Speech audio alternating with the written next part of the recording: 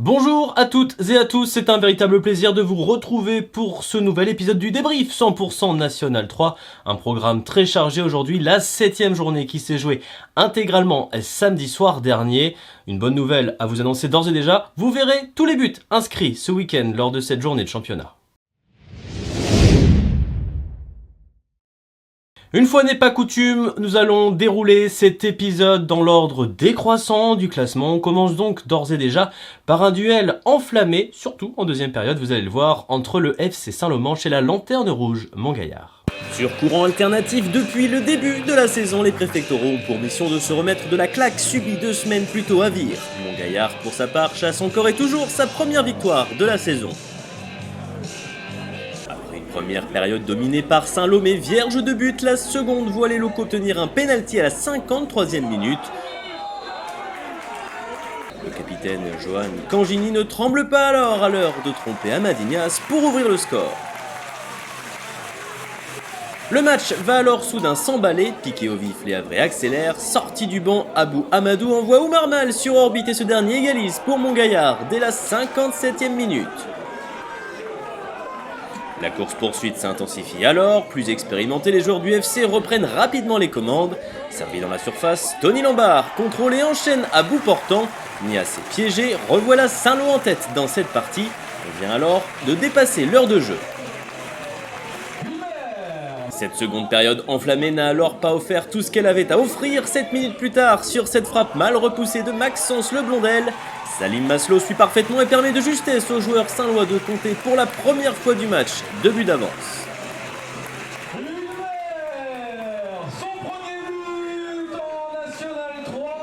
À l'arrivée, ils n'en compteront d'ailleurs qu'un seul, car toujours aussi vaillant, Montgaillard revient à 3-2 en toute fin de partie sur ce corner catapulté au fond des cages par Abou Amadou. 3-2, ce sera donc le score final de cette partie animée entre Saint-Lois et Havrais. Succès de justesse donc pour le FC Saint-Lô qui respire une fois encore dans ce championnat. Je vous propose sans plus attendre d'écouter les principales réactions à l'issue de cette rencontre et notamment la déception du malheureux Joachim Maheu, l'entraîneur de Montgaillard. Ça s'est joué encore sur des détails, manque de réalisme offensif, beaucoup d'erreurs de justesse technique sur notre animation offensive et l'adversaire, eux, par contre, n'en manque pas de réalisme et puis ils finissent par gagner. On ne pouvait pas rêver mieux. Premier match, premier but, en plus la victoire à la fin. Content pour l'équipe, content pour personnellement, content aussi. Celle-là a fait du bien. Sur le contenu, des choses très intéressantes proposées par mes joueurs. Ça progresse de match en match, mais c'est pas suffisant et il va falloir encore travailler pour essayer d'obtenir des résultats. Quand on est rentré à la mi-temps, on sentait le match piège. C'est ce que ça nous a fait. On met le but, on en prend un dans la minute d'après. Ça sentait le match piège. On s'est un peu rendormi et à la fin, on s'est reposé sur nos lauriers. Beaucoup des changements aussi, donc qui ont un peu changé le cours du match aussi. Donc, ce qui a fait que c'était un peu dur à la fin. Comme on le disait, la victoire saint-loise est précieuse. Avec ce succès, les préfectoraux font un bond au 6e rang. De son côté, Montgaillard continue à inquiéter. Le promu n'a toujours pas gagné après cette journée en National 3. Après le FC Saint-Lomanche, on reste justement dans le département de la Manche avec le derby qui opposait samedi soir l'AS Cherbourg à la réserve de l'US Avranches. Revenu voilà 2 semaines d'une victoire super héroïque à Dives-Cabourg en triple infériorité numérique, les Cherbourgeois ont au coup d'envoi l'intention de confirmer à Maurice Poster. Dans des conditions compliquées, ce sont pourtant eux qui craquent sur coup franc à l'heure de jeu. Pour sa première en National 3, Emmanuel Pellerin place sa tête hors de portée de Victor Pellerin et libère l'équipe du Sud-Manche. Plus rien ne sera alors marqué dans le Cotentin. C'est bien la réserve d'Avranches qui réussit l'un des gros coups de cette 7e journée avec cette victoire 1-0. Après ce court succès avranchiné, 1-0, je vous propose tout de suite d'écouter la réaction de l'entraîneur d'Avranches, Christophe Dubosc, et du manager général de l'AS Cherbourg, Vincent Hébert. Depuis le début de la saison, nos résultats n'étaient pas en harmonie avec le contenu. Donc ce soir, ça a été un match très fermé où les deux équipes étaient bien en place. Et on a la chance de marquer sur un coup de pied arrêté, bien tiré. Donc tant mieux pour nous. Voilà. Même si on n'a pas fait le match de l'année, je pense qu'on a fait un match sérieux, cohérent. On voulait être solide aujourd'hui parce qu'on avait pris beaucoup de buts ces derniers temps. Donc on avait décidé d'être assez solide, de pas, voilà, d'être patient. C'est ce qui a été le cas. Je pense qu'en fin de première mi-temps, c'est bien dommage qu'on n'ait pas ouvert le score parce qu'effectivement il y avait de la place et puis on a 2 grosses situations. Donc ça c'est un peu le regret de ne pas arriver avec l'avantage à la mi-temps déjà. Et puis en deuxième mi-temps, il y a des premiers atouts. Il y a 3 semaines, il y a 15 jours, on a gagné à Dives en finissant à 8. C'était une première pour moi. Aujourd'hui, c'est une autre première. On a concédé même pas une demi-frappe sur la deuxième mi-temps parce que je n'ai pas d'autres souvenirs d'une situation pour les Avranchinais chez nous. Un coup de pied arrêté a suffi à leur bonheur. Voilà, c'est une première. C'est la première fois que je perds dans ces conditions-là, mais bon, il faut savoir l'accepter. Déjà vainqueur par 2 fois hors de ses bases, l'US Avranches tentera d'enfin l'emporter à domicile. Ce sera ce week-end contre l'ESM Gonfreville. Gonfreville, il en est justement question dans cette 3e partie. Le promu Sénomarin s'est plutôt bien adapté au National 3 et truste le haut du tableau depuis quelques semaines. Et justement, les joueurs de la banlieue havraise passaient un test ce week-end face à un mal classé, le SU d'Yves Cabourg. Dominateurs, les Gonfrevillais sont les premiers à marquer par Loris Ndong 6 minutes avant la pause. Les hommes de Philippe Clément reviennent dans la partie peu avant l'heure de jeu sur ce penalty transformé par Idrissa Seydi.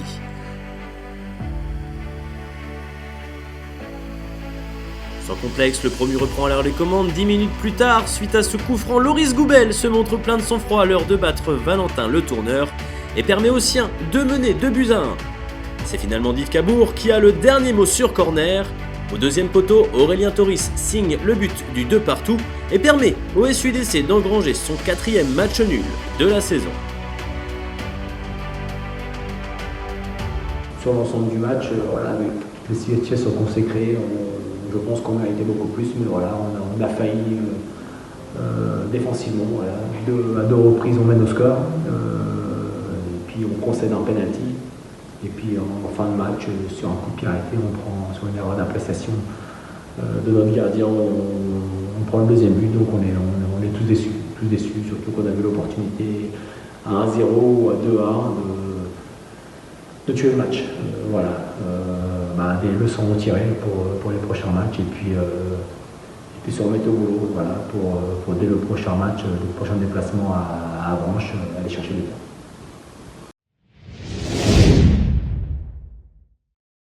L'US Alençon a conquis les cœurs normands le week-end dernier en disposant du Havre en Coupe de France. Restait à savoir si les joueurs de l'Orne allaient pouvoir se remettre en selle directement en championnat avec la venue d'un ambitieux, toujours, le FC Dieppe. On voit ça tout de suite en images. La saison passée, Dieppe avait combiné efficacité et solidité défensive pour venir glaner 3 précieux points dans l'Orne. Malheureusement pour les Harans, le scénario ne s'est pas répété cette saison. Les grosses occasions se sont faites rares samedi soir, notons notamment cette frappe cadrée de Rémi Chombard lors du premier acte, puis la réplique alençonnaise orchestrée par Jordan Blondel. Lors de la deuxième période, les locaux ont bien cru débloquer la situation, il s'en est fallu de très peu pour qu'ils ne marquent sur ce coup franc. À l'arrivée, Dieppe aurait aussi pu tirer son épingle du jeu, mais Michael Fati n'a pas eu la réussite escomptée face au cage. Score final, logique à l'arrivée, 1-0-0 qui ne fait avancer personne. Dans l'absolu, ça reste un bon résultat. Voilà, quand tu viens à Alençon, d'autant plus dans la dynamique où ils sont actuellement, donc il fallait serrer les rangs, il fallait être ensemble, c'est ce qui a été, donc c'est plutôt un bon résultat. À nous de le bonifier la semaine prochaine à domicile. Le match était assez équilibré, on va dire qu'on a fait assez jeu égal, on a eu des occasions, mais on n'en a pas eu énormément. Je pense que Dieppe aussi, ça a été un match un peu serré. Il y a eu beaucoup de duels, il y avait beaucoup d'intensité aussi, et puis je pense que c'était vraiment un match à engagement. Après, on a fait notre boulot défensivement, après offensivement on a eu les occasions, mais je pense que aussi le match de la semaine dernière nous a pris un peu d'énergie, et puis faut repartir, faut se remettre dedans, faut retravailler, et puis de toute façon c'est que comme ça que ça va revenir, mais déjà c'est un bon point qu'on prend. Quand on peut pas gagner, faut savoir pas perdre. Et du coup, là, on prend un point et puis on continue. Ce match nul 0-0 n'arrange donc évidemment personne. L'US Alençon est toujours englué dans la deuxième moitié de tableau. De son côté, le FC Dieppe voit les hauteurs du classement s'éloigner encore un peu plus.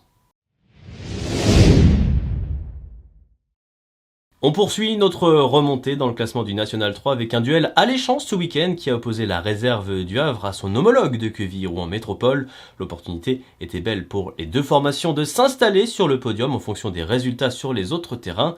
Laquelle des deux formations a pris le dessus sur l'autre? Voici la réponse. Forte d'un début de saison encourageant, les deux réserves sénomarines se sont livrées samedi après-midi au stade Yuri Gagarin, un duel pour le moins équilibré. Hasard du calendrier, ce HAC QRM avait lieu le même jour que le duel entre les deux équipes Fagnon à Robert Diochon en Ligue 2. À l'arrivée, l'équipe qui aura fini par concrétiser en but ses occasions, c'est le Havre. Il aura fallu aussi à les Marines résister aux assauts Quevilly, puis piquer une première fois sur cette action bien conclue par Kenny Mixture à la 74e minute. Déjà le 4e but de la saison pour le jeune Havrais. En toute fin de partie sur une erreur adverse, Steven Goura offre même le 2-0 au HAC. Et une victoire forcément satisfaisante pour le coach Jair Karam. Ça s'est joué beaucoup au mental. Il fallait rester très concentré, très appliqué. Et c'est ce que les garçons ont réussi à faire parce qu'on avait quand même en face une bonne équipe aussi de QRM. Et puis on a été aussi un peu plus décisif avec un peu plus de fraîcheur sur les entrées pour la recharge de la profondeur. Mais ce qui est à souligner, c'est l'état d'esprit qu'a fait chaque garçon et c'est bien en termes de solidarité et de combativité. Même s'il y a des choses encore à améliorer, c'est de bonnes joueurs pour la suite. Place à présent au véritable choc de cette 7e journée entre d'un côté l'AG Caen, leader avant cette 7e sortie de la saison, qui était opposé donc au CMS Soissel qui, bien que qualifié pour le 8e tour de la Coupe de France, a pas mal ralenti ces dernières semaines en championnat. Que s'est-il passé entre les deux formations? Je vous propose de découvrir ça tout de suite en images avec les commentaires du toujours excellent Thomas Bèze. Toujours 0-0 et très peu d'occasions. Peut-être ici avec Matteo Mendy, mais la bonne couverture de... Le ballon qui n'est pas sorti, il a frappé l'ouverture du score. L'ouverture du score de Matteo Mendy, alors que le ballon semblait sorti. Non, le but est accordé.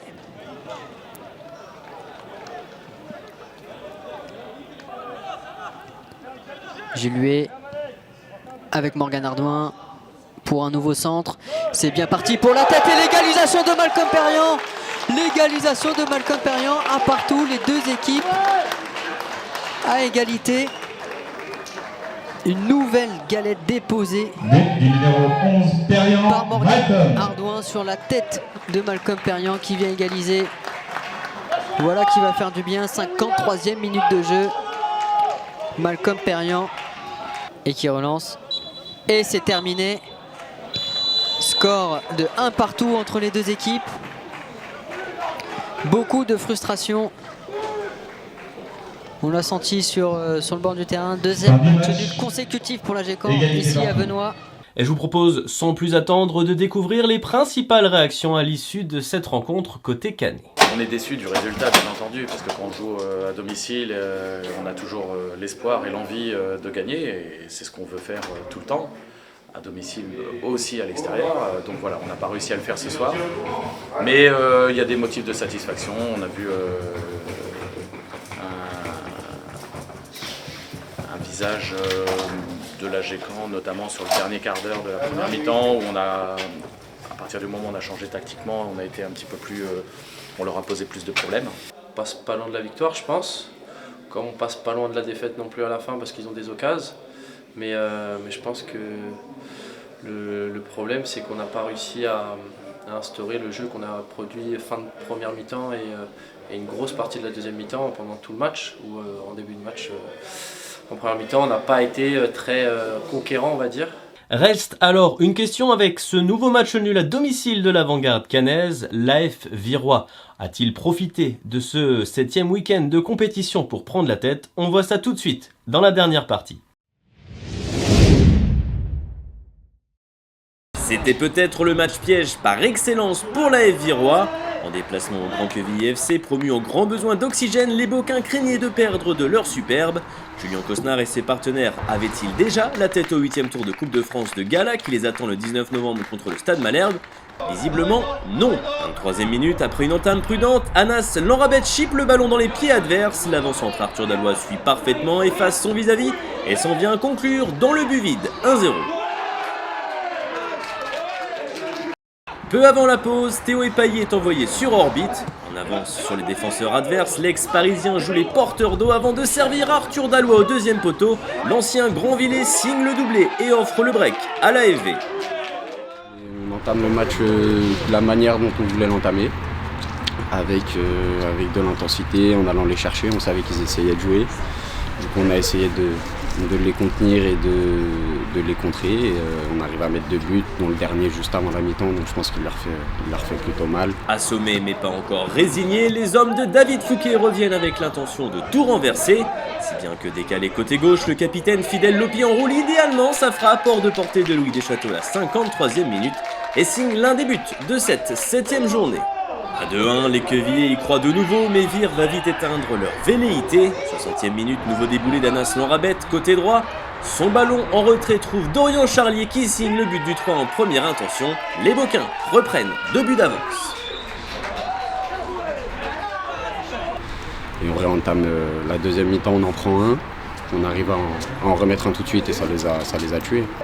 Sur une nouvelle incursion côté gauche, les visiteurs obtiennent finalement un pénalty à la 88e minute. Le capitaine Axel Fluchet ne se fait alors pas prier pour inscrire le 4e but virois.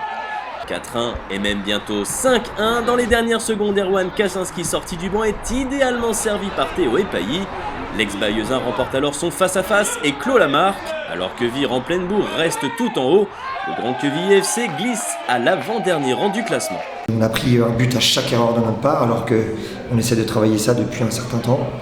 Voilà, félicitations à Vire qui a su exploiter nos failles et qui a su se projeter, qui a su nous faire mal dans les moments clés du match. On a manqué d'expérience, on a manqué de maturité et voilà, le championnat s'arrête pas aujourd'hui, mais disons qu'il va falloir vite réagir et se remettre au bleu de chauffe, remettre le bleu de chauffe plutôt, parce que je pense que c'est ce qui nous a un peu manqué aujourd'hui et ce qui n'a pas manqué à Vire qui était capable d'endosser ce rôle aujourd'hui. Donc félicitations à eux et puis bonne saison. Éclatante victoire donc de l'AF Virois qui prend au passage les commandes du championnat. La question qui revenait évidemment à la fin de cette rencontre, est-ce que le Stade Malherbe est déjà dans toutes les têtes viroises? Voici la réponse apportée par l'entraîneur, Cédric Hoireau. C'est difficile de ne pas y penser, surtout que c'est surtout autour où les sollicitations sont beaucoup plus nombreuses. Maintenant, voilà, la priorité c'est le championnat. Moi j'avais quand même dit que ce serait le championnat, ça resterait le championnat. Il faut penser au championnat parce que la coupe d'une manière ou d'une autre, à un moment donné, c'est sec et ça va s'arrêter.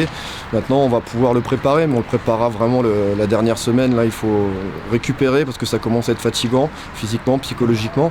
Et puis on a un match compliqué à la maison contre Alençon et après seulement on pensera au Stade Malherbe, même si on sait que ça se prépare à domicile, donc indirectement voilà, on y pense. Mais là les garçons ont montré qu'ils pouvaient rester concernés sur l'objectif principal, donc je suis très satisfait de leur investissement sur ce match. On a donc remonté l'intégralité des rencontres de cette 7e journée passionnante. Vous voyez où cela nous mène. Voici donc le récapitulatif des différents résultats, le classement qui en découle et évidemment une projection vers la 8e journée qui sera jouée pas plus tard que le week-end prochain.